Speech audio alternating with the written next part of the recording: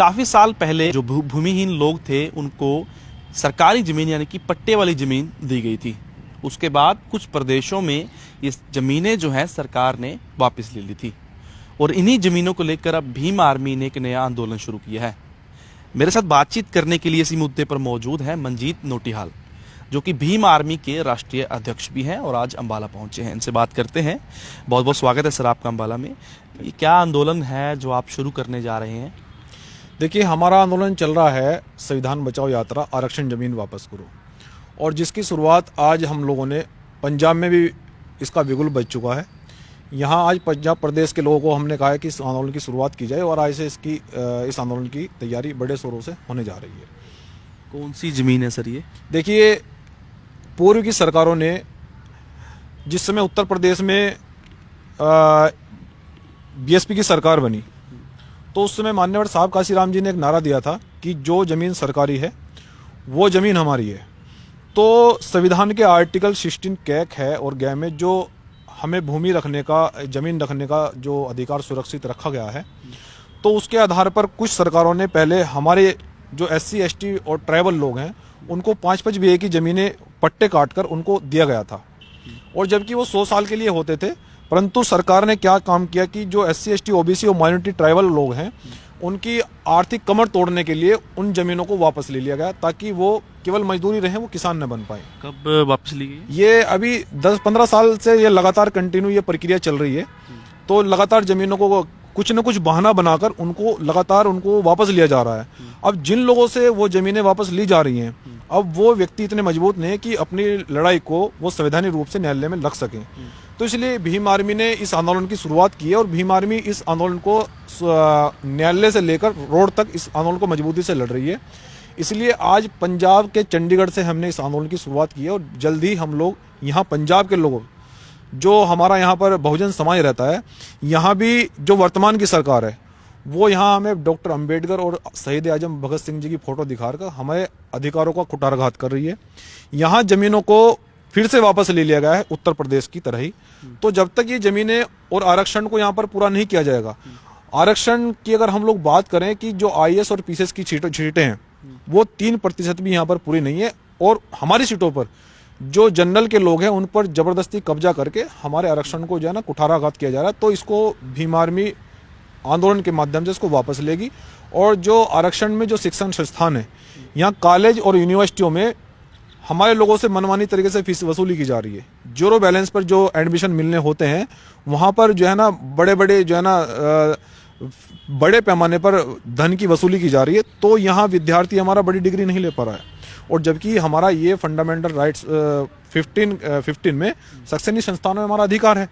तो इसलिए ये अधिकार हमारे सरकार क्यों नहीं देना चाहती, हम पूछना चाहते हैं। तो इसलिए ये आंदोलन अब मजबूती से पंजाब में भी आगे बढ़ाया जा रहा है। तो मंजीत जी, आपने आरक्षण की बात की, क्या लगता है आरक्षण सही नहीं मिल पा रहा अभी भी? क्या ज़रूरत है आरक्षण की? अभी भी 21वीं सदी चल रही है और सरकारें या लोग ये बात करते हैं कि अब सभी को एक समान माना जाए, ऊपर उठा के लिए। क्या आरक्षण चाहिए, ज़रूरी है अभी भी? देखिए, हम ये कहना चाहते हैं कि आरक्षण क्यों ज़रूरी है, मैं ये भी बताना चाहता हूँ, और आरक्षण हमें क्यों मिलना चाहिए ये भी मैं बताना चाहता हूँ। आप लोग देख रहे हैं कि आरक्षण जो है वो एक समानता और समान आने का माध्यम है। जो पिछड़ा हुआ व्यक्ति है, आप मान लीजिए कि कुछ लोग ये कहते हैं कि कास्टिज्म के आधार पर आरक्षण नहीं होना चाहिए।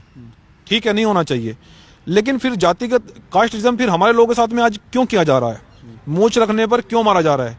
घोड़ी चढ़ने पर आज भी क्यों रोका जा रहा है? मटकी छूने पर आज भी क्यों मारा जा रहा है? ये सवाल है बड़ा।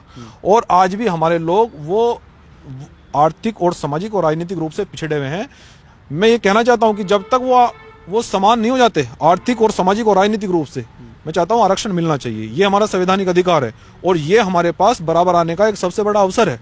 और जो हमको नहीं दिया जा रहा है, हमारे वोट की वसूली एक बहुत बड़े वो कहते हैं ना, एक चुटकी भर तोल मोल करके बड़े पैमाने पर हमारे वोट को हथियाकर सत्ता में आकर और हमारे आरक्षण को, हमारे अधिकारों को खाया जा रहा है, उसको समाप्त किया जा रहा है। तो इसको बीमारी बर्दाश्त नहीं करेगी। आपने बात की वोटों की, बहुत सी ऐसी पार्टियां हैं जो दलितों के नाम पर पार्टी के बनकर वोटें लेती हैं दलित समाज की।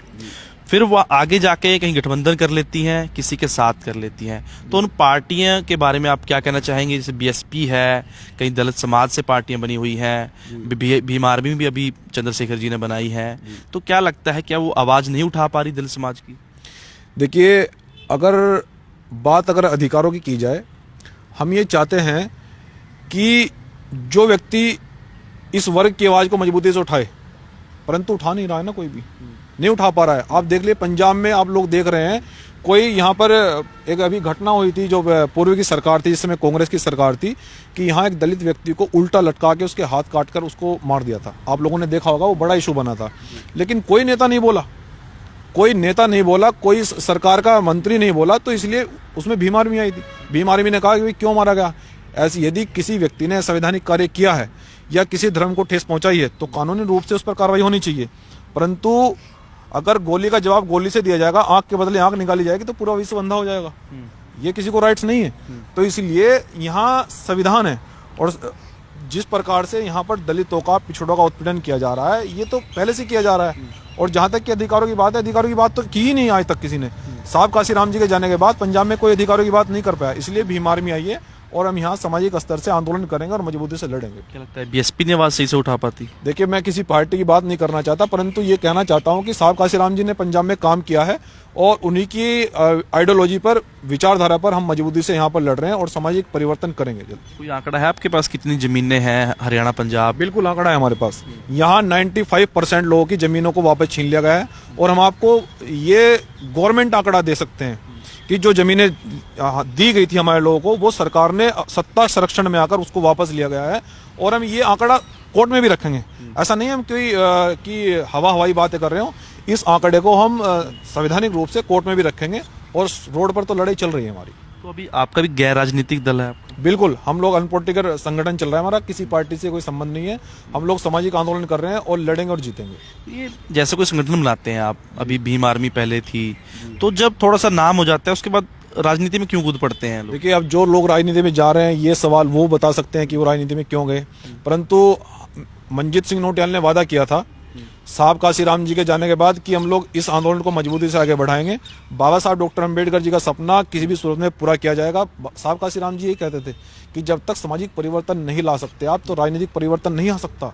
तो इसलिए उनका भाई, उनका बेटा, बहुजनों का बेटा, तो यहाँ सामाजिक परिवर्तन लाने के लिए मजबूती से पंजाब में भी लड़ने के लिए आप नहीं राजनीति में आओगे? मैं कह रहा हूँ कि जब तक सामाजिक परिवर्तन नहीं आता, जब तक कुछ तय करना जरूरी नहीं है जी। हाँ, जब तक सामाजिक परिवर्तन नहीं आया था तो हम लोग मजबूती से लड़ेंगे। आपकी स्माइल बता रही है, लगता है राजनीति में आओगे। देखिए, मैं आपको एक चीज बताना चाहता हूँ। यहाँ एक राजनीति कई प्रकार की होती है। एक तो राजनीति होती है मुद्दों की, और एक होती है कि संसद और विधायक बनने की। तो मंजीत सिंह नोटियाल को बहुत सारी पार्टियों ने कहा कि हम आपको चुनाव लड़ा देंगे और रिजर्व सीट से लड़ा देंगे। तो मैंने कहा उनका बहुजनों का बेटा MP MLA बनने के लिए नहीं आया है, मैं उनकी लड़ाई को लड़ने के लिए आया हूँ। और जब बहुजन समाज तय करेगा यहाँ पंजाब में, हरियाणा में या यूपी में, तो समाज जो तय करेगा उसको हम फाइनल करेंगे, और उनका जो फैसला होगा वो सर्वमान्य होगा। तो किस तरीके की प्रदर्शन, धरना प्रदर्शन, क्या रणनीति बनाई है? देखिए, यहाँ पर हम लोग रोड पर पैदल मार्च भी करेंगे, जो आंदोलन चल रहा है संविधान बचाओ यात्रा का। और फिर हम लोग यहाँ पर हर जिले में हमारी सभाएं भी होंगी, और जो जिम्मेदार अधिकारी है उनको अवगत भी कराया जाएगा कि हमारी ये डिमांड है लीगल रूप से, और हम लोग ये चाहते हैं, इस प्रकार से ये हमारी डिमांड है, तो आप इनको शासन प्रशासन तक पहुँचाएं, सभी लोगों से वार्ता की जाएगी। तो ये थे मंजीत नोटियाल, जो कि भीम आर्मी के राष्ट्रीय अध्यक्ष हैं। आज अम्बाला पहुँचे हैं, और इन्होंने कहा है कि भीम आर्मी ने एक नया आंदोलन शुरू किया है। जो पट्टे वाली ज़मीन गाँव में होती थी, गरीब समाज, दलित समाज के पास होती थी, उसे सरकारों ने वापस ले लिया है। इसी को लेकर दोबारा उस ज़मीन को उन्हीं को वापस दिलवाने के लिए एक आंदोलन की शुरुआत की जाएगी, और उनकी ज़मीनें जो हैं वो वापस करवाई जाएंगी।